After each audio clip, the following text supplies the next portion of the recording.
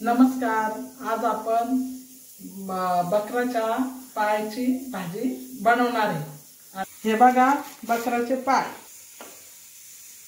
हे पहा बकराच्या पायाच्या नळ्या ह्या, आणि हे पायाचे खुर। आता हे खुर आहे ना आपण पाण्यात पहिले धुवून घेणार आहे। हे बघा असे स्वच्छ धुवायचे।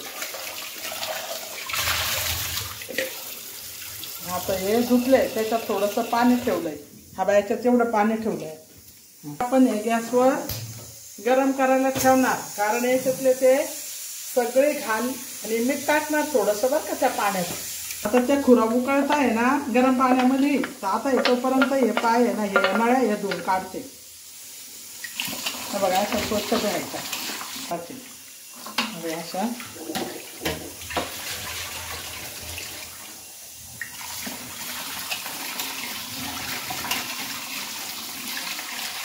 या 3 पाण्याने चांगल्या स्वच्छ धुवून काढलाय चांगल्या।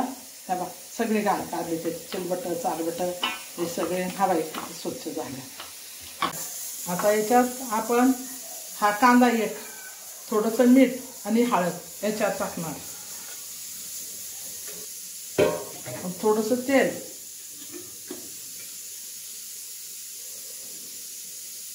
आता हे असं काढून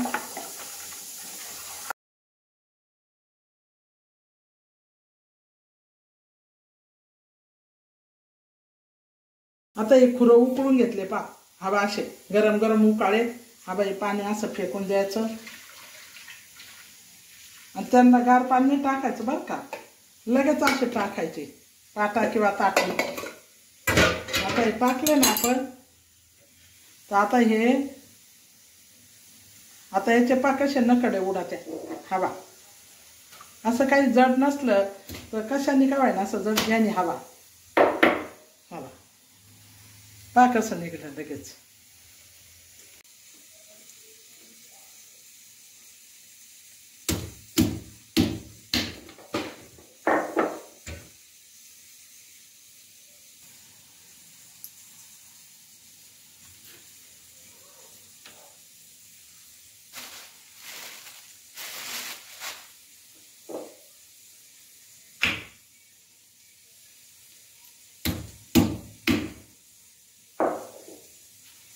बाई त्यांना खड्याजवळ केस असते ना पायाचे त्याचे काढायचे, हातात निघून जाते ते। पण ते आपण जाळतो ना हे पाय घरामध्ये जाळतो ना, नकडे काढतो ना, तर खूप घाण वास सुटतो। तर त्याच्यामुळे कधीच आहे ना पाय असे स्टोववर किंवा गॅसवर जाळायचे नाही, म्हणजे तो घाण वास सुटणार नाही। पाय असे गरम पाण्यात टाकायचे, उबळून घ्यायचे आणि त्याच्यावर रुचण्याने किंवा दगडाने दणका मारायचा। हवा असे सगळे घाण काढले बा, असं तुटून लगेच निघत हाताने, ते उकळेला असतं तर ना बा। आता हे स्वच्छ, आता हे चांगले पाय धुतले पा। आता याच्यात टाकले आपण हे बा, घेतले मिक्स करून। आता याला मीठ हळद लावेल ना, थोडंसं मुरट होते। आता हे ना बकऱ्याच्या पायाला मीठ हळद लावून अर्धा तास झाले हे ठेवले होते आपण। हळद आणि मीठ आणि कांदा तेल लावलं होतं, तेलामुळे हे लवकर शिजतात। आता हे आपण शिजायला टाकत आहे। शिजताना बी थोडंसं आपल्याला तेल टाकावं लागेल बरं का।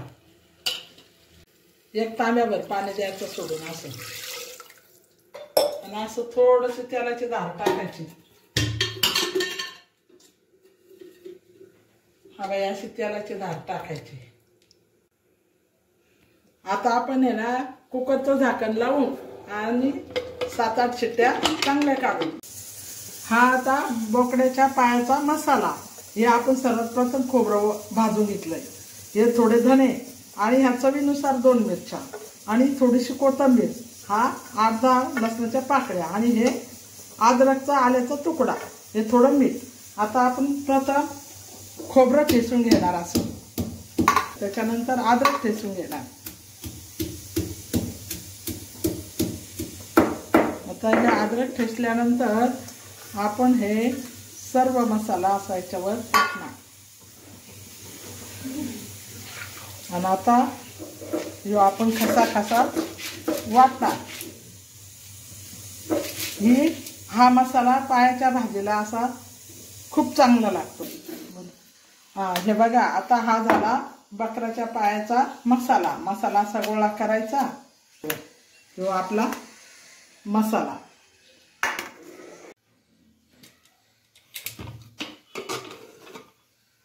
हे बघा पाय कसे शिजले बकऱ्याचे, हवा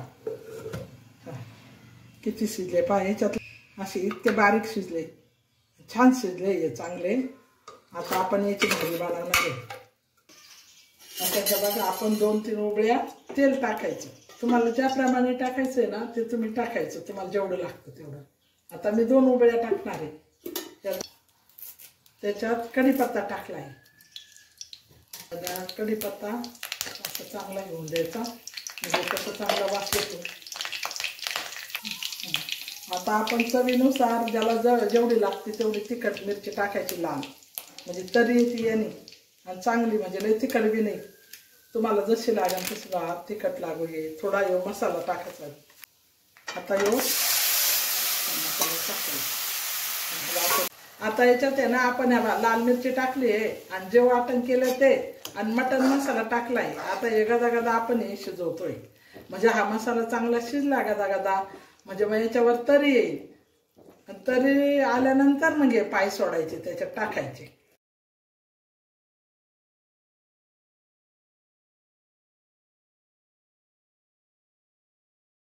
हे बघा आपला मसाला किती छान भाजला आहे आणि वरती बघा किती छान पैकी तरी आलेली याला, बघा कसा मसाला झालाय तरी, बघा तो चांगला भाजला आणि चांगला तळला का म्हणजे ते चव येते, त्याची अर्क उतरतो या मसाल्याचा। आता याच्यामध्ये आहे ना हवा असे हे पाय सोडायचे बकराचे, टाकायचे शिजल्याने, हे बघा, आणि असं चांगलं हलवायचं।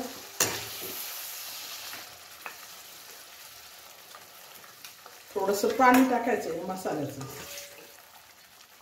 जे मसाल्याचं आणि ते कुकर धुवून आपलं, हे बघा असं थोडं पाणी सोडायचं।